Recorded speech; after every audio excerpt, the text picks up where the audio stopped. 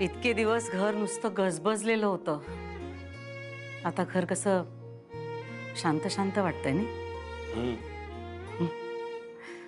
अहो पण कोल्हापूर आता किती बदललंय. हा, किती त्या मिरवणुका, ते स्पीकर्स, ढोल ताशे, गुलाल, गर्दी.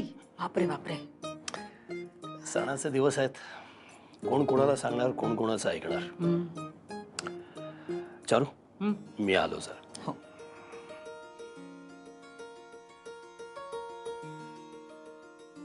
आई, आपल्या मिरवणुकीला पण बरीच गर्दी होती ना.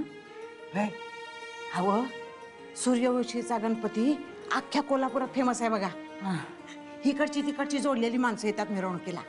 लय भारी असते मिरवणूक. पण कसं एकदम शिस्तीत. म्हणजे सण साजरं करायचं, जल्लोषात साजरं करायचं, पण शिस्त मोडायची नाही. असा शिरस्ता आहे बघा भोवीचा. म्हणजे ते हरकत नाही.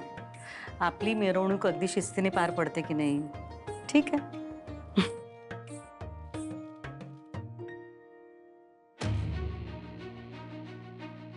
काय झालं वहिनी, काही काम होतं का?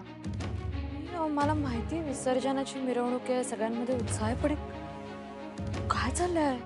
कसेही नाचतायत, किती गुलाल उधळत आहे. तिकडे बघा, तिकडे धक्काबुक्की चालू आहे. मला पण खरंच कळत नाही ना, काय सांगू मी. अहो पण त्यांना सांगावं लागेल ना. अरे हे एवढे लोक कोण आहेत? हे सगळं आपला फॅक्टरीचा स्टाफ नाही आहे. हो ना, बाहेरची माणसं जास्तच दिसत आहेत. त्यांना सांगावं लागेल ना, इथे असं चालणार नाही म्हणून. वहिनी कसं आहे ना, आपली मिरवणूक सार्वजनिक आहे. आता ही विसर्जनाला जाणारी येणारी माणसं तर कोणी येऊन नाचतायत. आणि परत त्याला सांगायला गेलं की ते म्हणतात बाप्पाचं विसर्जन आहे, कसली शिस्त बिस्त आली आहे. नाही, मी अडवायचं नाही म्हणते हो, पण जरा शिस्तीत वागायला सांगा त्यांना. मी करतो प्रयत्न, पण मला वाटत नाही ते माझं ऐकतील. बरोबर आहे, पण त्यांना सांगावं तर लागेलच. काही होऊ शकतं. किती गर्दी झाली आहे बघा.